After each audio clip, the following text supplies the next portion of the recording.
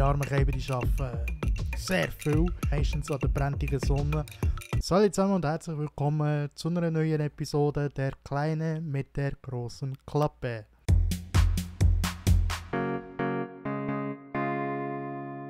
Ja, heute ist glaube ich Folge 35 oder 34 am Start.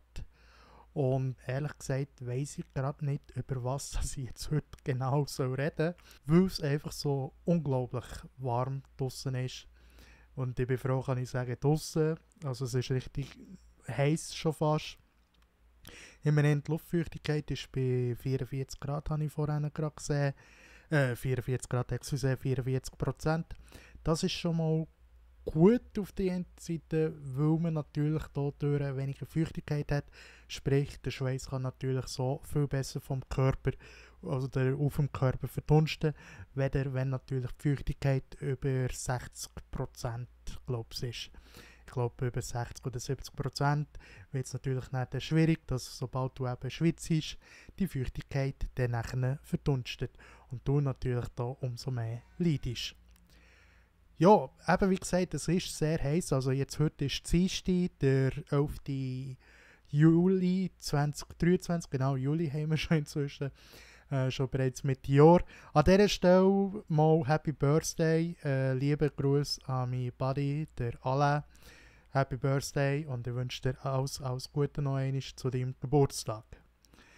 Ja, wie gesagt, es ist sehr, sehr heiß. Wir haben Ventilatoren aufgestellt bis zum geht nicht mehr. Wir haben schon wieder einen bestellt. Wenn ich denke, es war jetzt sehr einfach gewesen, einen neuen Ventilator wieder zu kaufen. Im Vergleich, dann, wo ich noch allein habe gewohnt, das weiss ich noch, das ist glaube ich 2016, 15 dort rum gesehen. Und ich bin dann in den Mediamarkt gegangen. Nein, das muss vorher gewesen sein. Ich bin ja nachher nicht mehr so in die Einkaufscenter. Also das muss vor 16 gewesen sein. Auf jeden Fall, ich bin dann zumal in den Mediamarkt gegangen. Ich hatte dort, wo ich gewohnt habe, zu Brügge, habe ich einen Mediamarkt gerade in der Nähe gehabt, ein Einkaufscenter mit einem Mediamarkt. Und ich bin mit der Auffassung dorthin, ja, ich könnte doch mal einen Ventilator kaufen, weil es in diesem Sommer richtig heiß war. Ihr müsst zwar auch wissen, meine Wohnung die ist dort wirklich kacke gewesen, in Form von der Isolation. Also Feuchtigkeit ist dort gang und gäbe gewesen. Also ich hatte sogar einen Einbauschrank gehabt und dort sind die Kleider mit der Zeit richtig graut. Ist nicht gerade so toll gesehen, aber ja, das ist Vergangenheit. Auf jeden Fall, ich bin dann im Mediamarkt und ich weiss noch, sehr viele Ventilatoren sind dort ausverkauft gewesen.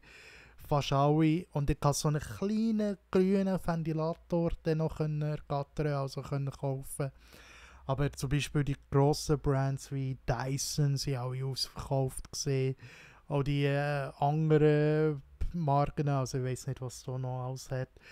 Aber auf jeden Fall sind eher die grösseren Ventilatoren, wo sich zum Beispiel auch der Kopf bewegt, die sind ausverkauft gesehen. Und ich habe mir eben einfach so einen kleinen gekauft und habe ihn dann auch daheim bei mir, wenn ich in der Stube bin gelegen, habe ich ihn bei mir aufs Tischli da, aufs Stubentischli, Wohnzimmertisch, keine Ahnung wie die draussen sagen. Ich sage auf jeden Fall Stubentisch. Habe ich den Ventilator auf den Stubentisch da und gegen mich gerichtet und ja, nachher Melo abblasen. Auf jeden Fall ist es sehr, sehr heiß gewesen, das weiss ich noch. Und das ist immer sehr heftig gewesen. Eben auch in Form von, wenn du halt schnell ein bisschen neu hast aufgemacht, wie schnell warm deine Wohnung ist gewesen. Also wie schnell auch deine Wohnung ist aufgehitzt worden. Und es ist heftig, wenn man zum Beispiel eine Baustelle nebendran hat, wie meine Lieblingsnachbarin. Also meine Nachbarin von früher ist immer noch meine Lieblingsnachbarin, ist Insider. Auf jeden Fall sehe ich so bei ihr ist es recht brutal. Weil sie hat nebendran gerade eine Baustelle, wo sie auch in der Nacht arbeiten. Und da ist es natürlich schwierig, wenn du zu oben, wenn es mal kühl wird, oder halt wenn du zu oben möchtest aufmachen, wenn endlich die Kühle mal da ist. Ja, gleich draussen richtiger Lärm ist und du müsstest am nächsten Tag arbeiten und die Arme muss jetzt mit Oropax schlafen. Das ist schon heftig, wenn du denkst, okay, Nachtarbeit, klar, auch schon Nachtarbeit im Sommer ist auch recht heavy sicher, weil es im Sommer halt von warm plötzlich dann gerade kalt wird, aber auch am Tag. Also man sieht jetzt viele Arbeiter, die nur noch oben ohne arbeiten, die sich so gut wie möglich auch ein bisschen am Schatten aufhalten, weil man gleich muss sehen, die armen Käfer, die arbeiten sehr viel und das meistens an der brennenden Sonne. Und mir tut ja in dem Sinn ganz klar empfehlen, dass man nicht im direkten Sonnenlicht ausgesetzt wird oder im direkten Sonnenlicht sich aussetzen, weil eben die direkte Strahlung, UV-Strahlung, einem im Körper nicht unbedingt gut tut, außer vielleicht für Vitamin D, aber da braucht es nicht so lange. Auf jeden Fall eben Leute, die draussen müssen arbeiten, ob Bauern, ob Bauleute, ob ja, sicher auch Briefträgerinnen und Briefträger, die draussen müssen arbeiten. Oder Restaurants, die vielleicht nicht gerade Schirm draussen haben in der Gartenwirtschaft, aber Kellner, die gleich müssen mit den Tauern rumlaufen. Weil man klar nicht muss, also klar nicht darf vergessen, die Leute, die arbeiten unter krassen Bedingungen. Und es ist einfach wirklich heftig, der Job, eben vor allem wenn du draussen musst arbeiten. Da hat man es zum Beispiel als Politiker einfacher, wenn man mehr oder weniger fast nur drinnen ist, oder man ist schnell auf einem Schulreisli. Excuse. Aber auf jeden Fall, es ist schon heftig. Jetzt heute. Klar, man darf auch nicht vergessen, es hat schon Jahre gegeben, da ist es noch heftiger gesehen mit der Temperatur im Vergleich zu jetzt. Es gibt auch hier ein Blatt, das umgeht, von wegen, dass es mal irgendwie über 50 Grad ist gesehen, in Deutschland dann zumal. Haben sie auch berichtet, eben, dass mehrere Leute schon bereits umgekippt. Was ich gut verstehe in dieser jetzt. Aber wie mache ich es zum Beispiel? Wie machen wir es? Eben, wie gesagt, wir tun unsere Wohnung so gut wie möglich mit Ventilatoren umlüften. Wir machen morgen auf, die Luft so gut wie möglich zirkulieren durch die Wohnung. Und was wir auch jetzt ein bisschen haben für uns entdeckt ist, dass wir zum Beispiel Münzentee trinken. Aber natürlich nicht einfach gerade, klar, man kann auch warm trinken, aber nicht heiß. Aber auch kalt zum Beispiel, weil Münze tut in dem Sinne den Körper auch schon bereits kühlen. Ich habe gerade heute gesehen, glaube ich, Blick oder 20 Minuten hat auch gerade einen Artikel drin, dass in den Altersheimen eher eben Münzentee gegeben wird, weder gelassen. Weil, was man halt oft vergisst, wenn der Körper Kälte zugesetzt bekommt, also wenn man kalte Sachen isst, dann probiert der Körper natürlich wieder sich dementsprechend auf die normale Körpertemperatur, wo meistens so um die 36 bis 37 Grad liegt, dass man wieder probiert, auf die Temperatur zu kommen. Und wenn natürlich du jetzt kalte Getränke nimmst oder kalte Nahrungsmittel, dann probiert der Körper natürlich, weil du die Körper damit abkühlen, wieder entsprechend auf deine Körpertemperatur hochzukommen. Genau das gleiche ist aber auch umgekehrt, wenn du halt je nachdem viel zu heiße Sachen nimmst, dass der Körper nachher probiert von oben runter wieder runterzukommen und wieder auf die normale Temperatur zu senken. Da, zum Beispiel in der Türkei trinke ich mir auch Tee, aber ich nehme an, also ich bin noch nie in der Türkei gesehen, wohlverstanden, oder, aber auch in anderen Ländern trinkt man ja in dem Sinne wärmere Getränke, weil man gleich Flüssigkeit zu sich nimmt. Und was auch wichtig ist, ist, dass man den Salzgehalt zu sich nimmt, also beziehungsweise den im Griff hat. Also wenn du zum Beispiel ein Glas Wasser, ein bisschen Salz, ein bisschen Zitrone, das ist mir auch von einem Dachdecker erst gerade empfohlen worden.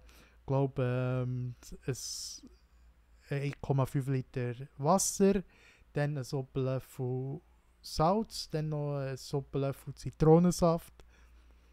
Und dann hast du deine Elektrolyte, also in dem Sinn den Salzgehalt, den du brauchst, für durch den Tag zu kommen. Das sind einfach so die Tipps, die man inzwischen braucht. Ich weiß nicht, was hast du noch für Tipps? Schreib sie doch gerne bei meinem YouTube-Kanal oder eben jetzt beim Video hier gerne unten dran.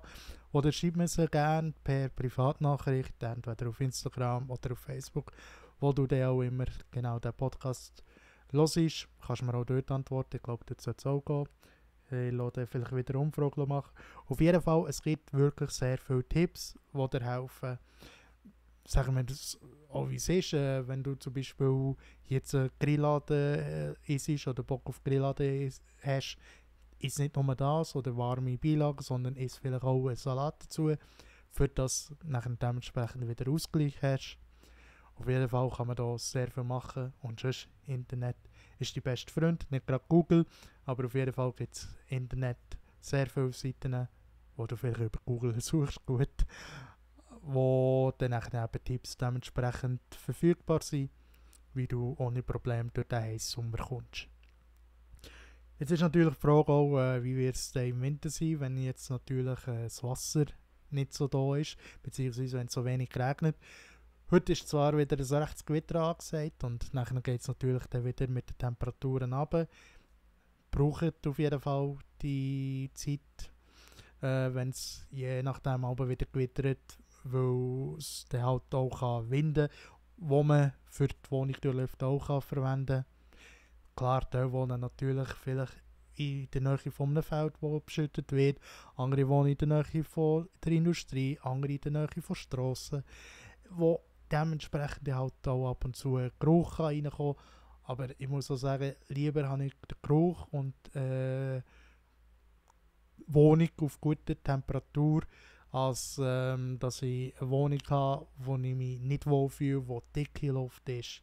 Das ist natürlich nachher weniger gut. Seien wir doch ehrlich. Was kann ich noch als Tipp geben? Oder was fällt mir da noch gerade ein? Auf jeden Fall eben, brauche ich das Gewitter und eben, wie gesagt, das Wasser wird natürlich je nachdem knapp. Die Frage ist dann nachher, wie es im Winter wieder aussieht. Der Klimawandel, der geht es natürlich. Eben, wenn man sieht, dann zumal so scheint es 57 Grad mal gewesen in Deutschland, mehrere Leute, die zusammen sind gebrochen. Aber auch jetzt, sind wir ehrlich, die jetzt das noch nicht sind gewohnt, auf jeden Fall empfehle ich, wenn ihr könnt, wenn ihr Kraft habt, bleibt nicht einfach drinnen, sondern geht auch raus, weil sich euer Körper nachher dementsprechend an die Temperatur kann gewöhnen kann. Weil der Kreislauf fährt dementsprechend immer runter, wenn ihr von Haus zu Haus einfach geht. Also sagen wir morgen zur Arbeit, nachher zu oben wieder hey, einfach gerade, wo ja mehr oder weniger auch schon, kommt darauf an, wie lange das schafft, aber was auch schon ein bisschen kälter könnte sein. Wenn ihr am Mittag ein bisschen rausgeht, dann hat er auf jeden Fall schon sehr viel geholfen, weil sich der Körper in dem Sinn schon daran gewöhnen an die Temperatur. Weil ihr müsst verstehen, wenn ihr drinnen seid und es kalt ist, dann fährt euer Kreislauf ab. Wenn ihr dann rausgeht, in die Hitze, dann ist das fast Stress pur für den Kreislauf. Vor allem, wenn ihr nachher noch dort Arbeiten verrichtet, wie zum Beispiel im Garten oder am Auto oder putzen oder was weiß ich.